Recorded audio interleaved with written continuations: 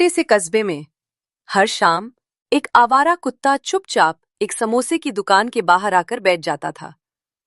ना वो भौंकता था, ना किसी से लड़ता था, बस घंटों तक उस बूढ़े समोसे वाले को देखता रहता था।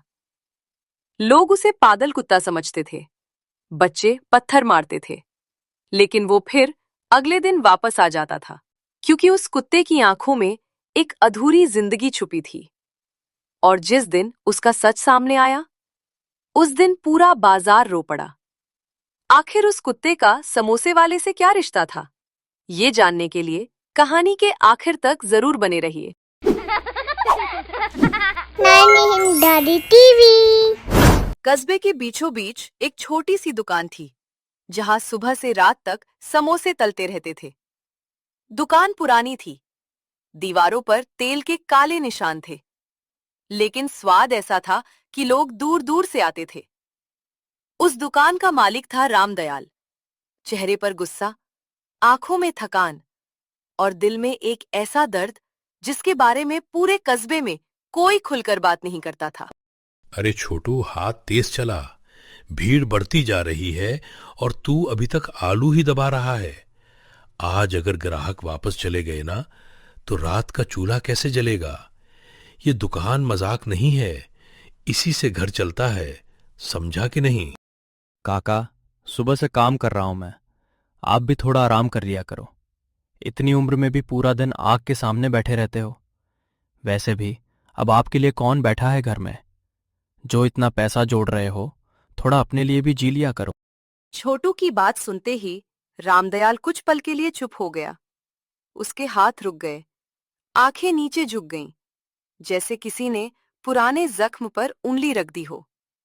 उसने तुरंत नजर दूसरी तरफ घुमा ली, लेकिन उसके चेहरे का दर्द साफ दिखाई दे रहा था। जिस आदमी का अपना खून ही साथ छोड़ देना, उसके लिए काम ही सब कुछ बचता है, वरना आदमी अंदर से बहुत पहले मर चुका होता है। तू अभी बच्चा है छोटू, तुझे ये बातें समझ नहीं आएंगी। चल काम कर, ज्यादा सवाल मत पूछा कर। अभी दुकान के सामने वही काला आवारा कुत्ता आकर बैठ गया। उसका शरीर दुबला था, कान फटा हुआ था। बारिश और धूल की वजह से उसका पूरा शरीर गंदा हो चुका था, लेकिन उसकी आंखें अजीब थीं। उन आंखों में एक इंसान जैसा दर्द था। वो चुपचाप रामदयाल को देख रहा था। लो काका, आपका रोज वाला मेहमान आ गया। ये कुत्ता ना पता नहीं क्यों रोज यहीं आता है। पूरा बाजार घूमता होगा, लेकिन बैठता सिर्फ आपकी दुकान पर है। लगता है आपके समोसे इसे दुनिया में सबसे ज्यादा पसंद है। आज इसे एक समोसा दे ही देते हैं। समोसा देगा इसे? अरे हट्टा कट्टा कुत्ता है, कल से पूरी फौज लेकर आ जाएगा। ये आवारा जानवर एक बार मुंह लगा लो ना, फिर पीछा नहीं छोड़ते। हट इसे यहां से, ग्राहक डर जाएंगे। रामदयाल ने पास पड़ा डंडा उठाया और कुत्ते की तरफ बढ़ा, लेकिन कुत्ता भागा नहीं। वो बस धीरे से पीछे हटा और फिर वहीं बैठकर रामदयाल को देखने लगा, जैसे उसे मार खाने की आदत हो, या जैसे उसे उस बूढ़े आदमी से कोई शिकायत ही ना हो। काका, अजीब कुत्ता है ये। दूसरे होते तो कब के काट लेते। ये तो ऐसे देख रहा है जैसे आपको जानता हो। कसम से इसकी आंखें इंसानों जैसी लगती हैं। मुझे ना इसे देखकर कभी कभी डर लगता है। कुछ तो अजीब है इसमें। रात को दुकान बंद करके रामदयाल घर पहुंचा। घर के अंदर हमेशा की तरह सन्नाटा था। दीवार पर एक पुरानी फोटो टंगी थी, जिसके सामने रोज दिया जलता था। वो फोटो थी उसके बेटे मोहन की, जिसे गए हुए 5 साल हो चुके थे। आज फिर वो कुत्ता आया था ना। मैंने दूर से देखा था उसे। पता नहीं क्यों उसे देखते ही दिल घबराने लगता है। ऐसा लगता है जैसे वो कुछ कहना चाहता हो। उसकी आंखें बिल्कुल मोहन जैसी लगती हैं, वैसी ही चुप, वैसी ही उदास। बस कर गीता, हर चीज में मोहन को मत ढूंढा कर। अगर उसे हमारी याद होती ना, तो 5 साल में एक बार लौटकर जरूर आता। मर गया होगा कहीं, या फिर हमें भूल चुका होगा। रामदयाल गुस्से में बोल तो गया, लेकिन उसकी आवाज कांप रही थी। गीता चुपचाप रोने लगी और बाहर वही कुत्ता घर के दरवाजे के पास आकर बैठ गया। बारिश शुरू हो चुकी थी, लेकिन वो वहां से हिला तक नहीं। देखो रामदयाल, इतनी बारिश में भी वो दरवाजे से नहीं हट रहा। भगवान कसम, मुझे उससे डर नहीं लगता। मुझे उसे देखकर अपनापन महसूस होता है, जैसे वो इस घर का हिस्सा हो। तुम एक बार उसे प्यार से बुलाकर तो देखो। मैं पागल नहीं हुआ हूं, एक कुत्ते को घर का हिस्सा बना लूं। पहले ही जिंदगी ने कम तमाशा नहीं बनाया मेरा, अब जानवरों से रिश्ता जोड़ूं क्या? चल सो जा, सुबह जल्दी दुकान खोलनी है। अगली सुबह पूरा बाजार हमेशा की तरह शोर से भरा हुआ था। कहीं सब्जियों की आवाजें आ रही थीं, कहीं चाय उबल रही थी और रामदयाल अपनी दुकान पर खौलते तेल के सामने बैठा समोसे तल रहा था। लेकिन आज उसका ध्यान बार बार दुकान के बाहर जा रहा था, क्योंकि वो कुत्ता आज अभी तक नहीं आया था और ना चाहते हुए भी रामदयाल उसे ढूंढ रहा था। काका, आज आपका दोस्त नहीं आया अभी तक। लगता है कहीं दूसरी दुकान का समोसा पसंद आ गया उसे। वैसे सच बोलूं, जब वो यहां बैठता है ना, तो दुकान अजीब शांत लगती है। कल पहली बार लगा कि वो सच में कुछ समझता है, वरना जानवर ऐसे थोड़ी देखते हैं किसी को। तू ना ज्यादा दिमाग लगाने लगा है। कुत्ता है वो, कुत्ता। दो रोटी जहां मिल जाए वहीं बैठ जाता होगा, और अगर आज नहीं आया तो अच्छा है, कम से कम ग्राहक तो आराम से बैठेंगे। चल, ये चटनी उठा जल्दी। इतने में अचानक बाजार के दूसरे कोने से जोर जोर से कुत्तों के भौंकने की आवाज आने लगी। लोग भागते हुए उधर देखने लगे और कुछ ही सेकंड बाद वही काला कुत्ता तेजी से दौड़ता हुआ दुकान की तरफ आया। उसके शरीर पर मिट्टी लगी थी, सांसें तेज चल रही थीं, लेकिन उसकी नजर सीधे रामदयाल पर थी, जैसे वो किसी खतरे की खबर देने आया हो। काका देखो, ये आपको कहीं बुलाना चाह रहा है। बार बार आगे जा रहा है, फिर वापस आ रहा है। लगता है सच में कुछ हुआ है। इसकी हालत देखो, ये बहुत डरा हुआ लग रहा है। अरे हट पागल, मुझे दुकान छोड़कर इसके पीछे घूमना है क्या? सुबह सुबह काम पड़ा है इतना, लेकिन ये बार बार मेरी धोती क्यों खींच रहा है? साला आखिर चाहता क्या है? कुत्ता जोर जोर से कराने लगा। उसने रामदयाल की धोती दांतों से पकड़ी और लगातार सड़क की तरफ देखने लगा। उसकी आंखों में डर साफ दिखाई दे रहा था। आखिरकार रामदयाल परेशान होकर उसके पीछे चल पड़ा और छोटू भी दोनों के पीछे दौड़ने लगा। कुत्ता उन्हें बाजार के पीछे वाली पुरानी गली में ले गया। वहां एक बूढ़ा आदमी सड़क पर गिरा पड़ा था।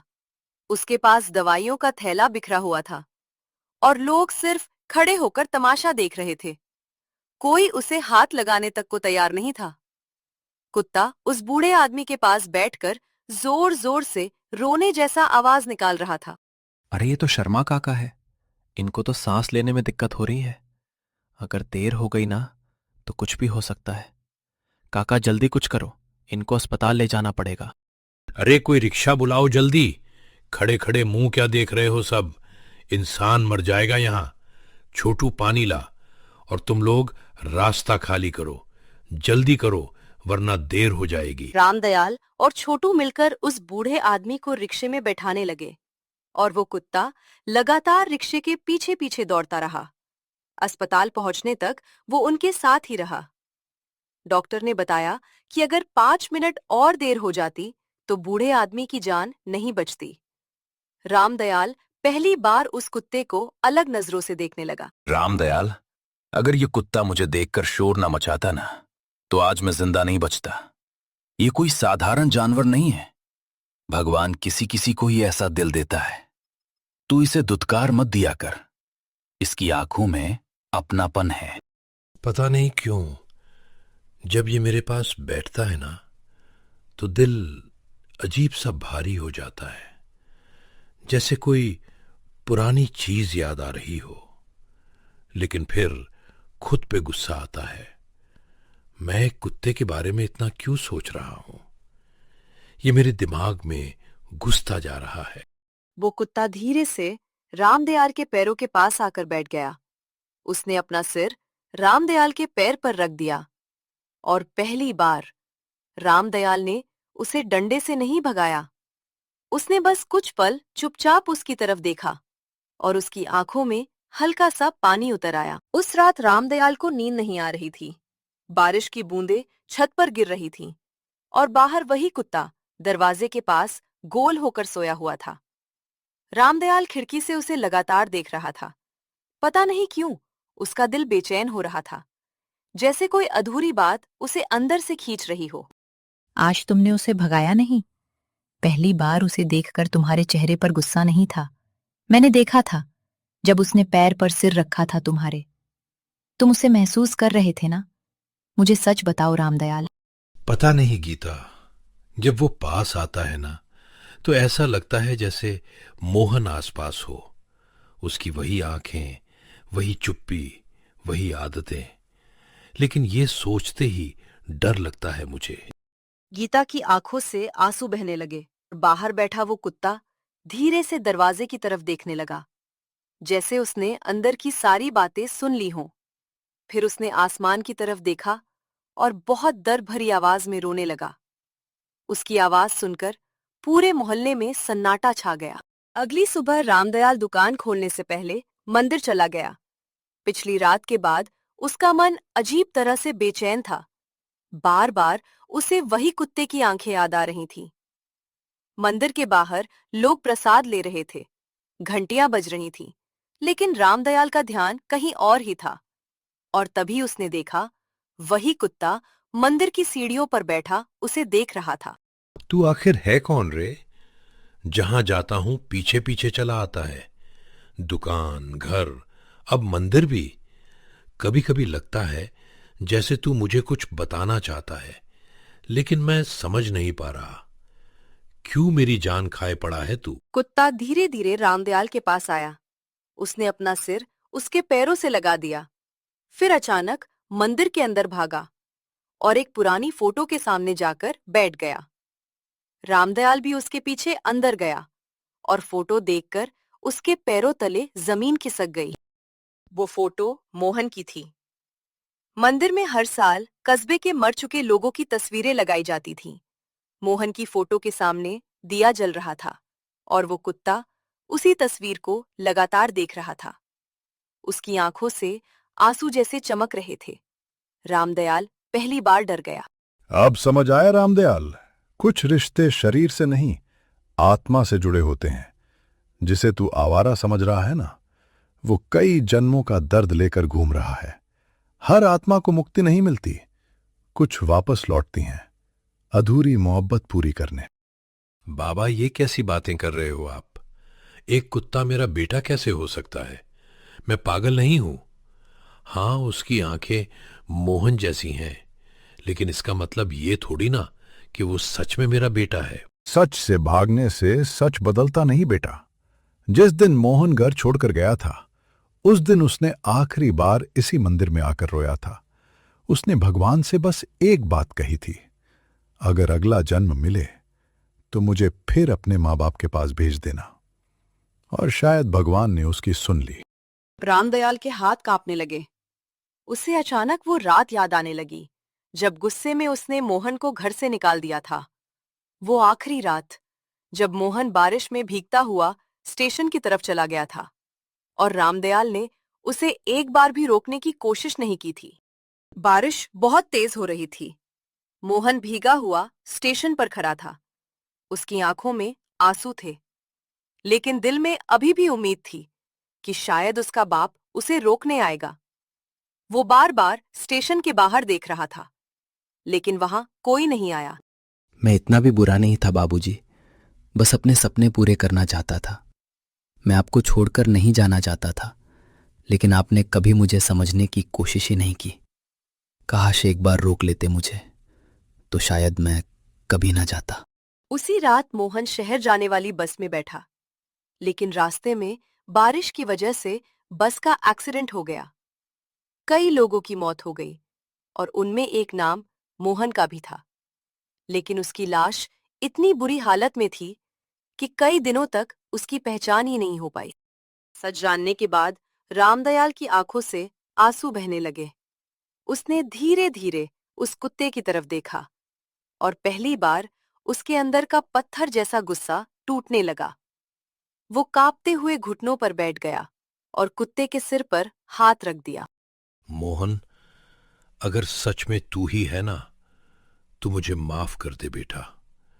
मैंने तुझे समझा ही नहीं।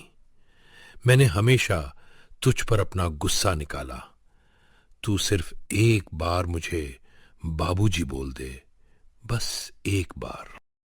कुत्ता धीरे से रामदयाल के सीने से लग गया।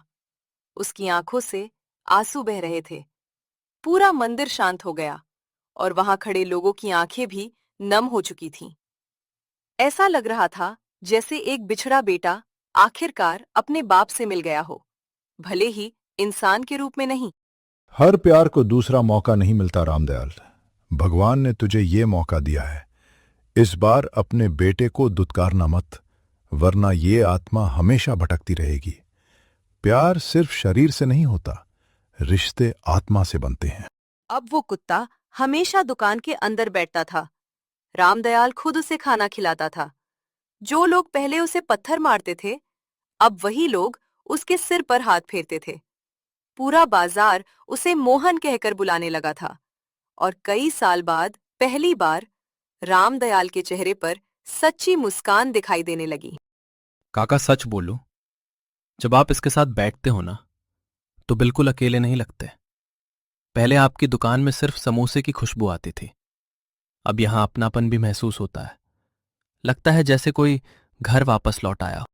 कुछ लोग मरकर भी दूर नहीं जाते छोटू, वो बस रूप बदल लेते हैं। भगवान ने मेरा बेटा मुझसे वापस छीन लिया था, लेकिन शायद मेरा पछतावा देखकर उसे लौटा भी दिया। अब ये जहां रहेगा, मैं भी वहीं रहूंगा। एक रात वही कुत्ता चुपचाप रामदयाल की गोद में सिर रखकर सो गया और फिर कभी नहीं उठा। उसके चेहरे पर अजीब सी शांति थी, जैसे उसकी अधूरी इच्छा पूरी हो चुकी हो। रामदयाल उसे सीने से लगाकर घंटों रोता रहा। उस दिन पूरे बाजार ने पहली बार देखा कि एक बाप अपने बेटे को दूसरी बार खो रहा था। कभी कभी जिंदगी हमें दूसरा मौका देती है, लेकिन तब तक बहुत देर हो चुकी होती है। इसलिए अपने लोगों को वक्त रहते समझ लीजिए, क्योंकि हर मोहन वापस नहीं लौटता और हर बाप को दूसरा जन्म नहीं मिलता। अगर वीडियो अच्छी लगी हो तो चैनल को सब्सक्राइब और वीडियो को लाइक एंड शेयर दिल से जरूर कीजिए। चलिए तो अब मिलते हैं नई वीडियो में। धन्यवाद।